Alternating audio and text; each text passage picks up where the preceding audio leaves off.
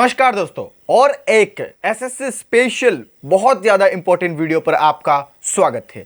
दोस्तों, यह वीडियो में मैं जितने भी सारे क्वेश्चन आपके साथ डिस्कस करने वाला हूं, वो सारे क्वेश्चन बहुत ज्यादा सिलेक्टेड क्वेश्चन है। मैं बहुत रिसर्च करने के बाद ये क्वेश्चन आपके लिए निकाला है। यह क्वेश्चन में से हो सकता है कि आपका आने वाला एग्जाम में एक दो क्वेश्चन छप जाए। सो वीडियो आप ध्यान से देखना, पेन और नोट लेके बैठ जाइए। बहुत ज्यादा इंपॉर्टेंट क्वेश्चन आपको इस वीडियो में मिलने वाले हैं। साथ ही साथ आपको कुछ इंपॉर्टेंट पॉइंट जो भी मैं डिस्कस करने वाला हूं वो भी आपको नोट करके जाना है, ठीक है। आइए हम वीडियो को स्टार्ट करते हैं, लेकिन इससे पहले आपको बहुत एक इंपॉर्टेंट चीज करना है, वो है इस चैनल को सब्सक्राइब करना। क्योंकि अगर आप चैनल को सब्सक्राइब करेंगे तो आपको जितने भी मैं वीडियो अपलोड करूंगा वो सारे वीडियो का नोटिफिकेशन मिलेगा, आप वो सारे वीडियो देख पाएंगे, ठीक है। सो इसीलिए आपको यह चैनल सब्सक्राइब करना ही है, ठीक है। सबसे पहला क्वेश्चन आपका सामने यहां पर, विश्व पर्यावरण स्वास्थ्य दिवस प्रति वर्ष किस तिथि को मनाया जाता है, यानी कि किस तारीख पर मनाया जाता है। सो इस क्वेश्चन का आंसर है ऑप्शन नंबर बी, 26 सितंबर।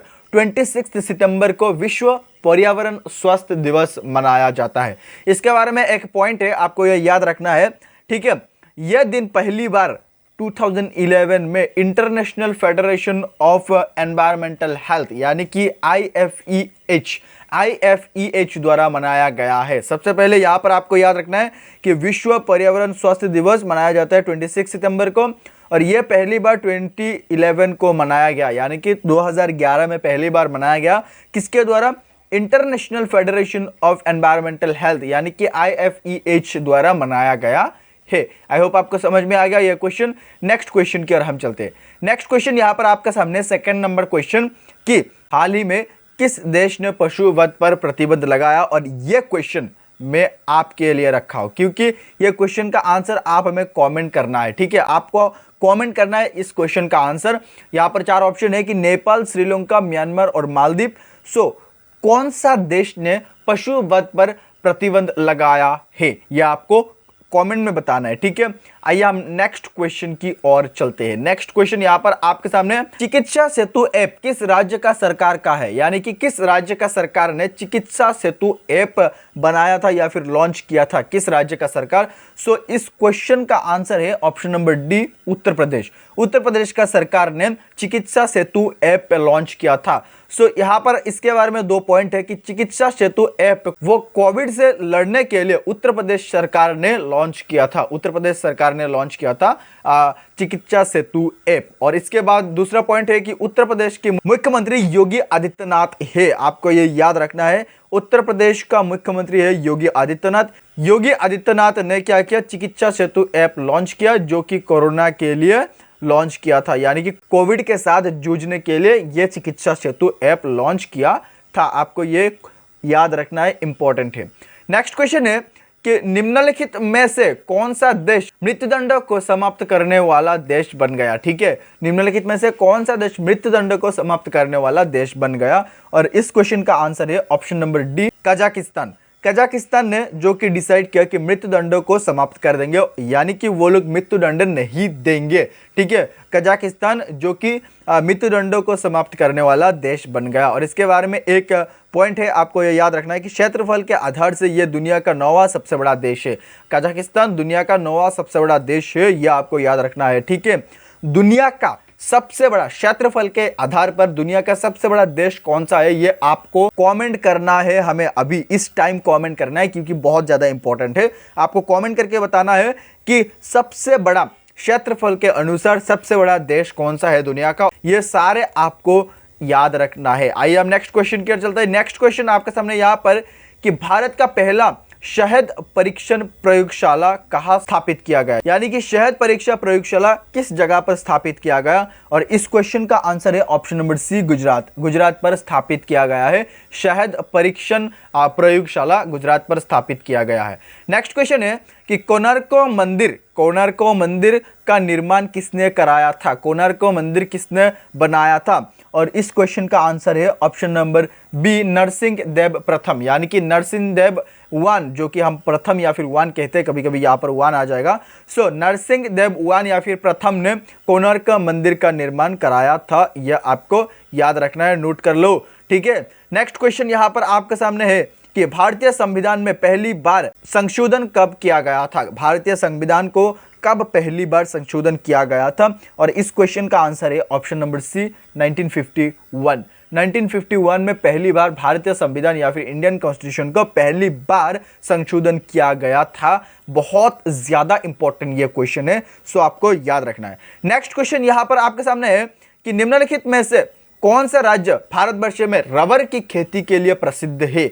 रबर की खेती के लिए कौन सा? कर्नाटक, ओडिशा, केरल और आंध्र प्रदेश। सो कौन सा राज्य सबसे ज्यादा रबर की खेती करते हैं, यानी कि रबर की खेती के लिए प्रसिद्ध है? और इस क्वेश्चन का आंसर है ऑप्शन नंबर सी, केरल। यानी कि केरल में सबसे ज्यादा रबर की खेती होती है भारत में, यह आपको याद रखना है। आइए हम नेक्स्ट क्वेश्चन कर चलते हैं। नेक्स्ट क्वेश्चन यहां पर है कि निम्नलिखित में से पूंजी का संग्रह पुस्तक का लेखक कौन है? ठीक है, पूंजी का संग्रह, यह पुस्तक का नाम है कि पूंजी का संग्रह, इस बुक का लेखक कौन है, ऑथर कौन है? और इस क्वेश्चन का आंसर है option number B, Shrimati John Robinson. Shrimati John Robinson जो कि पूंजी का संग्रह यह पुस्तक का लेखक है, याद रखना है, इंपॉर्टेंट है। आइए हम नेक्स्ट क्वेश्चन की ओर चलते हैं। नेक्स्ट क्वेश्चन यहां पर कि भारत का पहला संचालय उपग्रह यानी कि IRNSS 1A कहां से छोड़ा गया? यानी कि भारत का पहला संचालन उपग्रह जिसका नाम है IRNSS 1A कहां से छोड़ा गया था? और इस क्वेश्चन का आंसर है option number B, Sriharikota. Sriharikota से सबसे पहले भारत का संचालय उपग्रह IRNSS 1A छोड़ा गया था श्रीहरिकोट से। ठीक है, श्रीहरिकोटा से। नेक्स्ट हम आगे बढ़ते हैं। नेक्स्ट क्वेश्चन है कि निम्नलिखित में से धवन सोडा का सूत्र क्या है? धवन सोडा का सूत्र क्या है? निम्नलिखित में से धवन सोडा, जिसको हम क्या कहते हैं, सोडियम कार्बोनेट। ठीक है, सोडियम कार्बोनेट, धवन सोडा या फिर जो धोने वाला सोडा हम कहते हैं साबुन वगैरह में जो होता है, सो साबुन या फिर जो धवन सोडा होता है वो उसका सूत्र क्या है? सो इस क्वेश्चन का आंसर है option number D, sodium carbonate का होता है Na2CO3, वो है सोडियम कार्बोनेट का सूत्र या फिर धवन सोडा का सूत्र, आपको याद रखना है। This is related with science. Okay, Salal परियोजना कहां पर स्थित है? This is very important question. 13 number question, Salal परियोजना स्थित है कहां पर? और इस क्वेश्चन का आंसर है option number D, Jammu Kashmir. Jammu Kashmir पर सलाल परियोजना स्थित है, याद रखो, बहुत ज्यादा इंपॉर्टेंट क्वेश्चन है।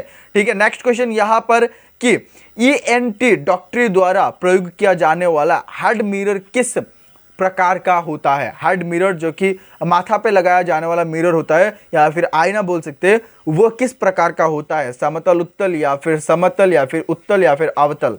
सो इस क्वेश्चन का आंसर है ऑप्शन नंबर डी, अवतल। ठीक है, अवतल मिरर का प्रयोग होता है। ENT डॉक्टरों द्वारा प्रयोग किया जाने वाला हेड मिरर अवतल प्रकार का होता है। ठीक है, नेक्स्ट क्वेश्चन आपके सामने यहां पर 15 नंबर क्वेश्चन, थालघाट और भोरघाट निम्न में से किस तट पर स्थित है? नाम आपको याद रखना है, थालघाट और भोरघाट। थालघाट और भोरघाट निम्नलिखित में से किस तट पर स्थित है? और इस क्वेश्चन का आंसर है ऑप्शन नंबर बी, कोंकण तट। कोंकण तट पर थालघाट और भोरघाट ये दोनों जगह स्थित है, ये दोनों घाट स्थित है, यह आपको याद रखना है। नेक्स्ट हम आगे चलते हैं नेक्स्ट क्वेश्चन की ओर। यहाँ पर पित्त का मुख्य कार्य क्या है? इस क्वेश्चन में पूछा है कि पित्त जो होता है हमारे अंदर, पित्त का मुख्य काम क्या है, पित्त का मुख्य कार्य क्या है? Option number C is the right answer, पाचन तथा शोषण हेतु वसा का इमल्सन करना, यानी कि जो हमारा फैट होता है ये कम करना, या फिर